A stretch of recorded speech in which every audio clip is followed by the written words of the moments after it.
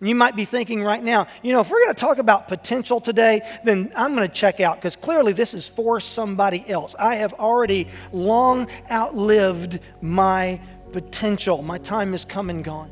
And if that's the way that you think today, I just want to really challenge you on that. Because one of the great things about potential is that God does not place an expiration date on potential. He just doesn't. Look at the scripture, it bears this out. Abraham was 75 years old when God appeared to him with the promise that through him he'd begin a great nation. 75 years old. Moses was 80 years old when God called him at the burning bush to lead his people, the people of Israel, out of the land of Egypt. There is not an expiration date on potential. And so if you're here today, you're breathing, you've got a pulse, God has something for you. You have got a lot of potential.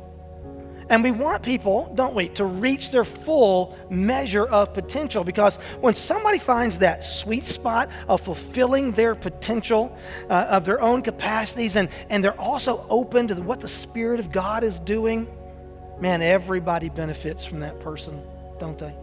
I mean, it just lifts everybody up. And that's why it's so heartbreaking when we encounter somebody who fails miserably at achieving their potential. When we see that is absolutely devastating. Just like we've all been around people that we've thought of as people who have great potential, we've also been around those people who never realized their potential.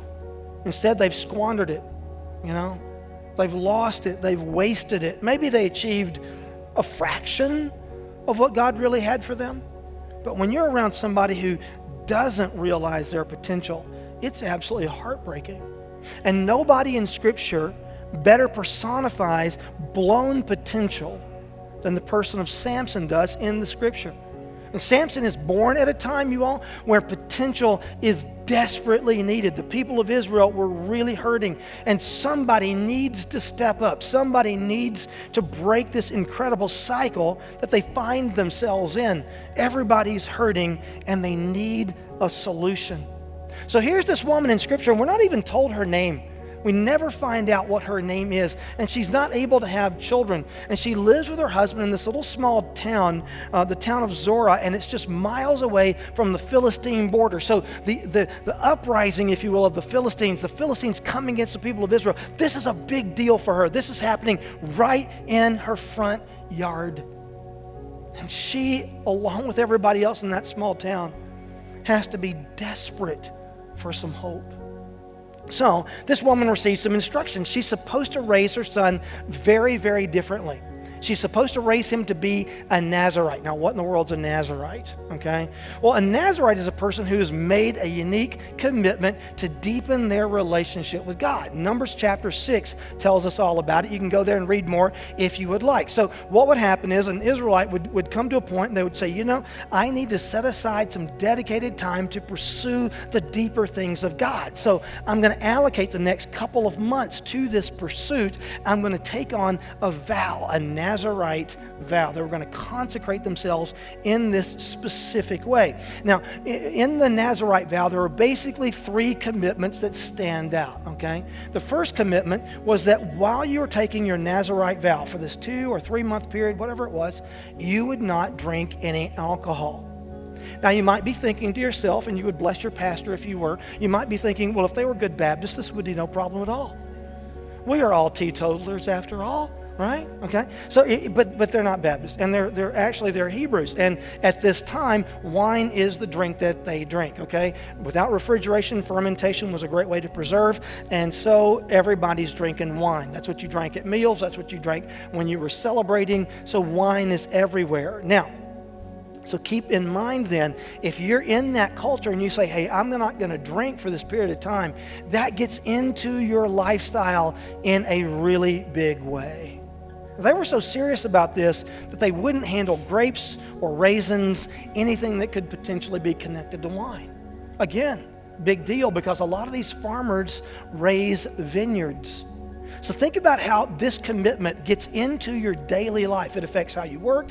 It affects how you celebrate, how you recreate. This is all up in your business. It's a really big deal. Next one was that you would never touch anything that was unclean during the time of your vow, meaning you wouldn't touch anything that was dead, like an animal carcass or something like that. Again, think about a farmer. Is this a big deal for a farmer? Yeah, it's a pretty big deal. The people of Israel were not to be around things that were unclean. If they had to be around a carcass, and there were practices, rituals they could go through to become ceremonially clean again. But a Nazirite made a vow, not going to do it. Not going to be near an animal carcass or anything unclean. Do you think this gets into your day-to-day? Pretty big deal, isn't it? Makes a big difference. So that's the second one. And then the third one is you don't cut your hair. So everywhere that you go, people can see you. They can see your shagginess, and they can know from your shagginess, okay, vow going on. So you are identifiable. Okay, everybody who saw you knew exactly what you were thinking. So the rules of being a Nazirite were designed to disrupt your lifestyle so that it would create space through this disruption for you to focus on God during the duration of your vow. You looked different, you acted different, you worked different, you played different. Everything changes. And this vow points you and me toward a truth about potential.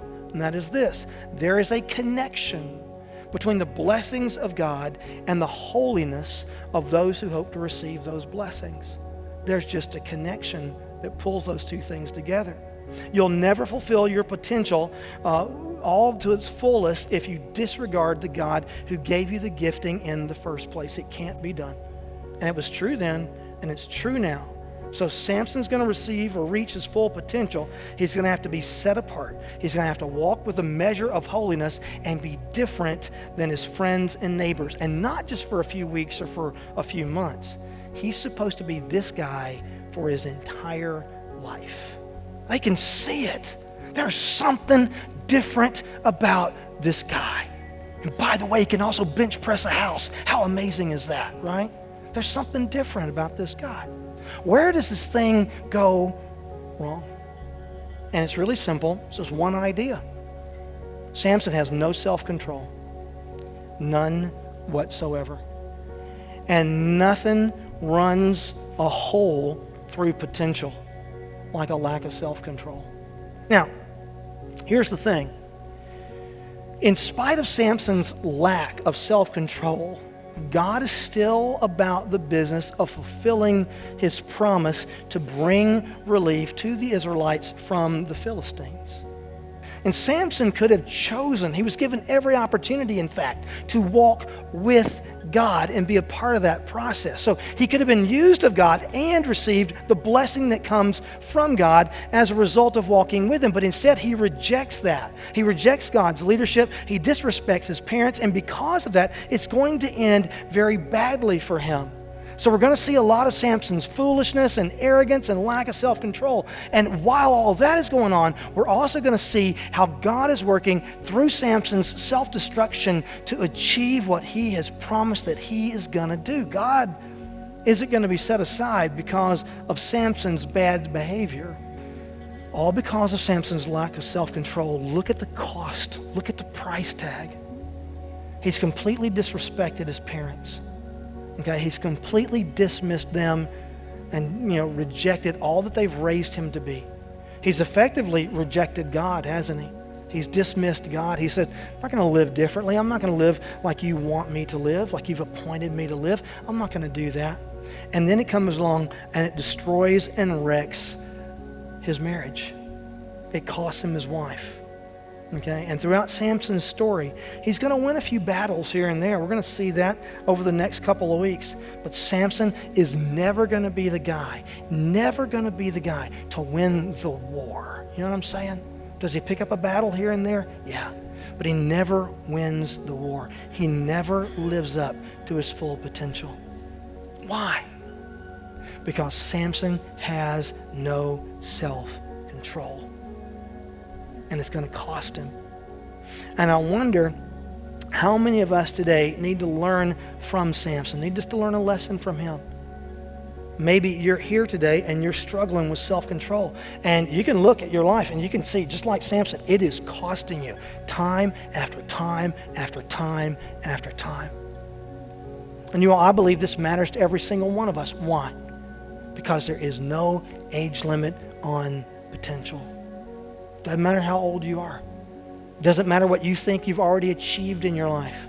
If you're still breathing, God has a reason for you to be here. And if you're going to realize the full measure of the potential that God has given to you, it's going to run right through the middle of self-control. It's going to have to be there. But now, there's good news in all of this, isn't there? And that is, we have this wonderful God who invites us to be a part of what he's doing, and he gives us all of this potential, and he offers to us a relationship with him, and that acts as the springboard of the whole thing.